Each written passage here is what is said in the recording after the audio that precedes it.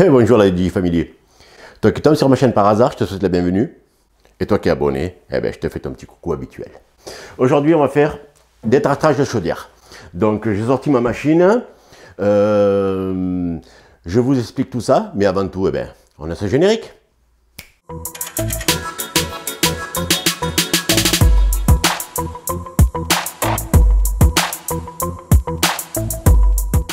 Avant de se mettre au boulot, je veux vous préciser une chose, c'est que j'ai déjà fait un détartrage, je vous mets le truc là, sur une canalisation chaude, et j'ai eu moult commentaires, sachant qu'est-ce que je mettais comme produit. Alors comme ça, je vais vous le montrer. Voilà, vous faites pause. C'est ça le produit que j'utilise pour détartrer mes canalisations. Donc, ce point est fait. Je vous invite à voir la vidéo. C'est une vidéo qui tourne pas mal sur ma chaîne. Vous allez voir. Je détartre carrément les canalisations eau chaude. Je ne touche pas à la chaudière. Et là, eh bien, on va détartrer la chaudière. C'est ce qui nous arrive souvent. Hein? Allez, on démonte la chaudière. Donc après, on a une vis ici et une vis ici. Qu'on vient de démonter. Alors, je vais prendre un autre tournevis. Avec un tournevis plat, ça va très bien. Hein?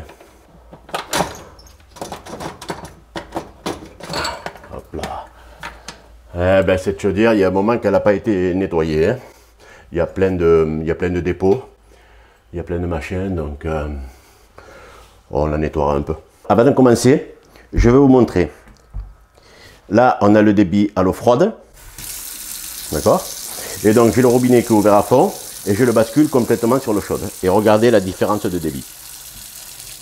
Voilà. Donc, on se retrouve avec un petit pipi. Et par rapport à l'eau froide,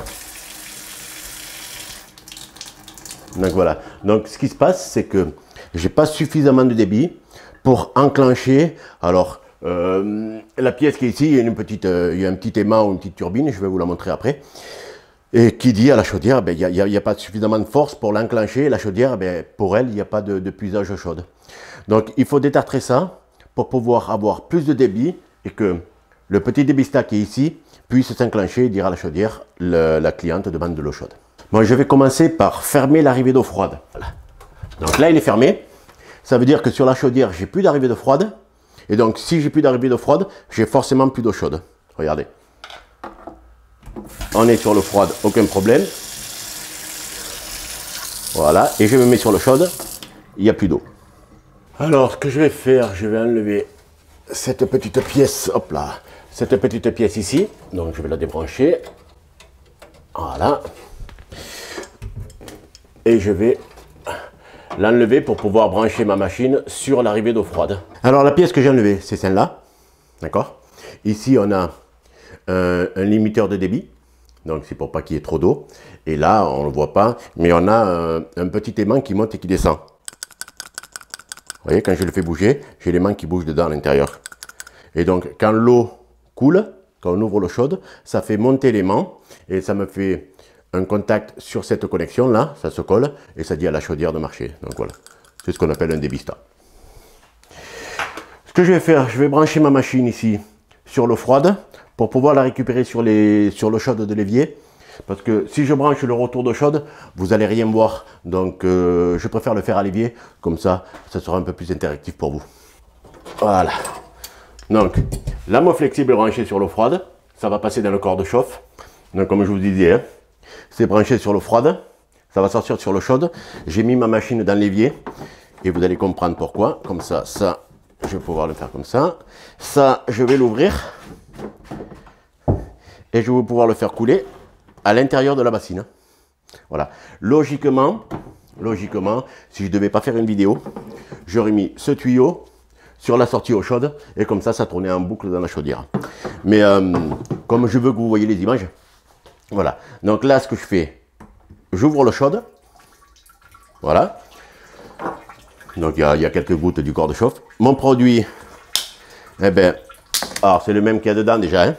Je le verse à l'intérieur. Voilà. Ici, j'ai une prise de courant avec un interrupteur dessus. D'accord? Marche, arrêt. Voilà. Je le branche sur ma prise de courant.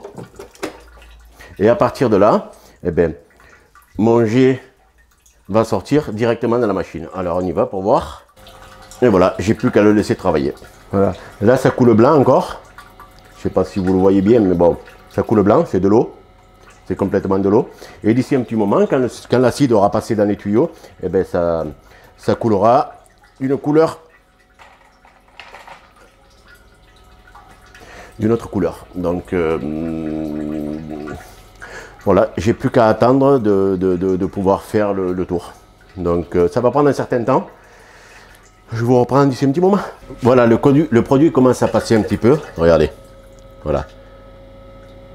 Ça fait des jets par à coup. Et allez, vas-y. Ah, ça va partir, voilà. Vous voyez? Donc ça s'arrête parce que le produit passe sur le corps de chauffe. Il doit y avoir une réaction chimique, ça dégage du gaz. Et ça me fait que des à-coups. Et au fur et à mesure, je vais avoir un petit filet continu. Et ce petit filet continu, il va se mettre à grossir, jusqu'à avoir le débit nominal de la pompe qui est à 1 bar.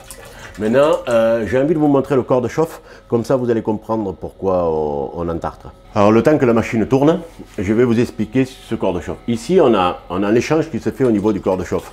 On n'a pas un échangeur en plaque comme on peut avoir sur d'autres machines. Et donc, si vous regardez, on a un tube ovale. On a un tube ovale ici, avec des petits tubes qui rentrent dans le tube ovale. D'accord? Donc le tube ovale, il est rempli d'eau des radiateurs. Et les petits tubes, ils passent dedans, hein, ils font les allers-retours, hein, ça fait des boucles comme ça là. Les petits tubes, c'est l'eau sanitaire. Voilà. Et donc je suis en train de détartrer tous ces petits tuyaux là. Voilà pour l'explication, mon produit passe par là, alors ça rentre par celui-là, ça sort par celui-là. Je ne connais pas exactement le sens, hein, mais c'est ces petits tuyaux qu'on détartre. Hein. Et ça, c'est mon tuyau final de sortie d'eau chaude qui vient au robinet d'eau chaude. Donc, vous savez quoi? Le temps que ça continue à passer, eh ben, moi, je vais me faire un petit café et je vous mets une petite pub et je vous reprends juste après. Ce que je vais faire, je vais vous mettre devant le robinet et je vais vous faire voir la progression du travail de l'acide. Et je vais le passer en accéléré avec une petite musique. Et je vais au montage si c'est long ou pas. D'accord? Comme ça, vous allez avoir une idée du débit qui grossit.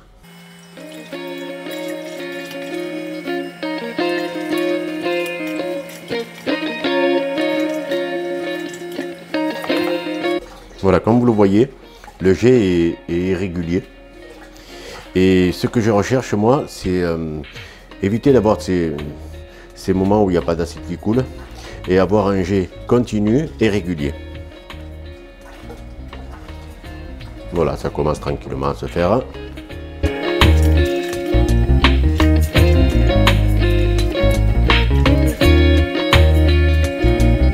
Alors, je vais vous montrer ce que j'ai récupéré sur le brise-jet. Regardez. Donc ça, c'est ce que j'ai récupéré dans le corps de chauffe. Donc là, je vais en avoir plein encore normalement et il va y avoir de l'eau qui va couler d'une certaine couleur. Donc forcément de la couleur de mon produit vu que les tuyaux sont pleins. Et voilà. Donc là, j'ai récupéré le débit eau chaude. Donc beaucoup plus important.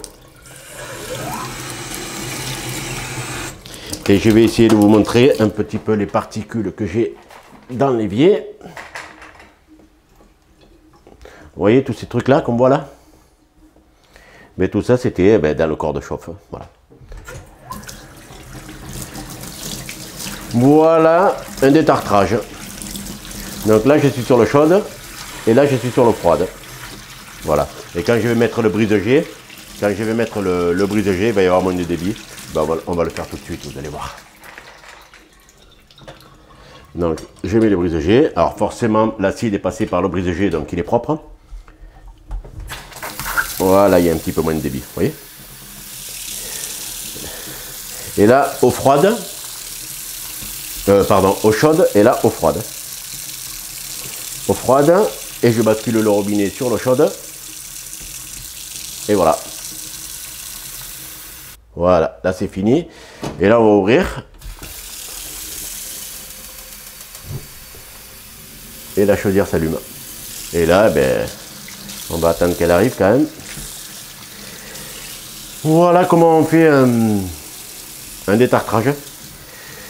Et si vous faites ça à la maison, vous devez avoir le même débit en eau froide, du moins en eau chaude, qu'en eau froide. Ça doit être sensiblement la même chose. Ok? Donc, ce que je vais faire, on va faire la conclusion de cette vidéo et voilà, on va faire la conclusion. Voilà, on voit que ça coule bien. C'est ce que je vais faire en même temps. Je vais vous mettre là les images du début, comme ça vous verrez la différence. D'accord? Regardez les images du début et regardez la différence qu'on a maintenant. Donc là, je suis sur l'eau chaude et là, je suis sur l'eau froide. Voilà, un détartrage parfait et qui s'est bien passé. Voilà, l'eau est bien chaude. J'ai plus qu'à vérifier un peu tout. Donc en conclusion, je vous ai montré comment on détartre une chaudière. Je vous ai laissé le lien là pour voir comment on détartre des canalisations eau chaude. Je vous ai montré le produit. J'espère que cette petite vidéo vous a plu. Laissez-moi des commentaires si vous avez des questions et je vous dis ciao, bye bye et à une prochaine vidéo.